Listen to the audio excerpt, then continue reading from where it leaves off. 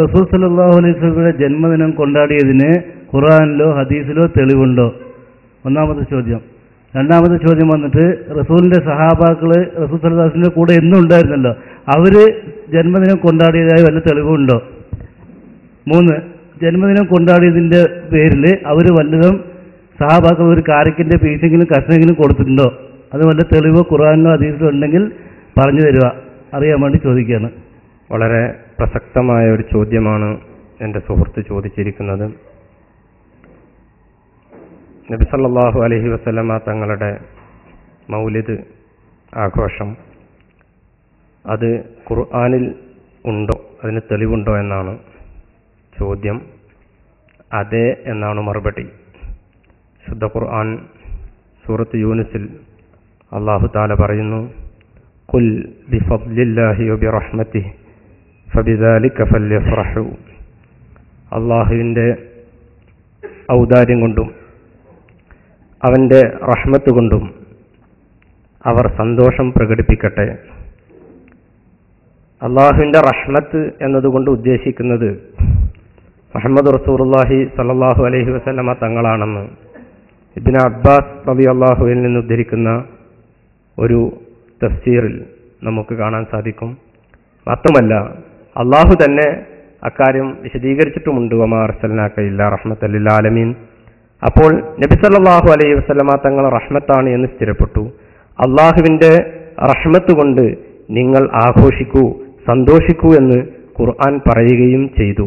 നബി സല്ലല്ലാഹു അലൈഹി വസല്ലമ തങ്ങളെ ഈ ലോകത്തേക്ക് നമുക്ക് അള്ളാഹു നൽകിയതിൻ്റെ പേരിലുള്ള സന്തോഷപ്രകടനം, അതിൻ്റെ പേരാണ് മൗലിദാഘോഷം.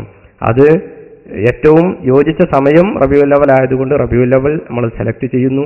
റബീഉൽ അവലിൽ അത് പറ്റുകയില്ല എന്ന് തോന്നുന്ന ആളുകൾക്ക് റബീഉൽ ആഖിറിലും അത് സംഘടിപ്പിക്കാവുന്നതാണ്.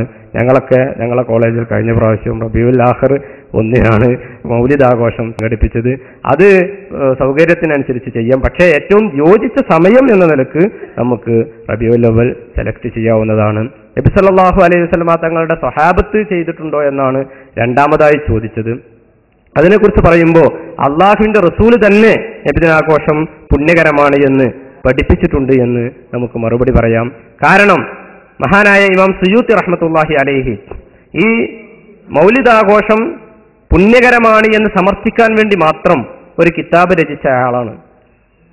ഹുസ്നുൽ മഖ്സിദ് ഫി അമലിൽ മൗലിദ് എന്ന പേരിൽ ഒരു കിതാബ് തന്നെ മഹാനവർ രചിച്ചിട്ടുണ്ട്.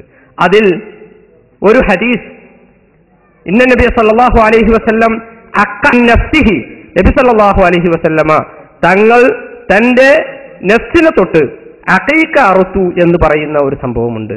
അതിന്റെ അർത്ഥം മഹാനായ ഇമാം സുയൂത്തി റഹ്മത്തുള്ളാഹി അലൈഹി വിശദീകരിക്കുന്നു. അഖീഖ എന്നത് ജന്മദിനത്തിനോടനുബന്ധിച്ച് നടത്തുന്ന ഒരു സംഗതിയാണ്. അപ്പോൾ നബി സല്ലല്ലാഹു അലൈഹി വസല്ലമ തങ്ങളുടെ അഖീഖ അബ്ദുൽ മുത്തലിബ് അറുത്തതായി ചരിത്രത്തിൽ നമുക്ക് കാണുന്നുണ്ട്. വീണ്ടും എന്തിനാണ് അല്ലാഹുവിന്റെ റസൂൽ അങ്ങനെ ഒരു മൃഗത്തെ അറുത്തു കൊടുത്തത്? അത് തന്റെ ജനനത്തിലുള്ള സന്തോഷം ജനങ്ങളെ അറിയിക്കുവാൻ വേണ്ടിയിട്ടാണ്. അങ്ങനെ സന്തോഷിക്കാമെന്നത് ലോകത്തെ പഠിപ്പിക്കുവാൻ വേണ്ടി കാരക്കയുടെ ചീന്തല്ല, ഒരു മൃഗത്തെ തന്നെയും മുഹമ്മദ് റസൂലുള്ളാഹി സ്വല്ലല്ലാഹു അലൈഹി വസല്ലമ തങ്ങൾ അറുത്തു കൊടുത്തു. ഈ ഹദീസ് സ്വഹീഹായ ഹദീസാകുന്നു. അപ്പോൾ ഈ ഹദീസിന്റെ അടിസ്ഥാനത്തിലും വിശുദ്ധ ഖുർആന്റെ അടിസ്ഥാനത്തിലും അള്ളാഹുവിന്റെ റസൂലിൽ സന്തോഷിക്കുക എന്നുള്ളത് പുണ്യകരമായ സംഗതിയാണ് എന്ന് നമുക്ക് മനസ്സിലാക്കാൻ സാധിക്കും. മുസ്ലിമിന്റെ തെളിവ് 1 വിശുദ്ധ ഖുർആൻ, 2 വിശുദ്ധ ഹദീസ്. 2ന്റെ അടിസ്ഥാനത്തിലും മറുപടി പറഞ്ഞു. ഇനി എന്തെങ്കിലും ചോദ്യം ഉണ്ടെങ്കിൽ ചോദിക്കാവുന്നതാണ്.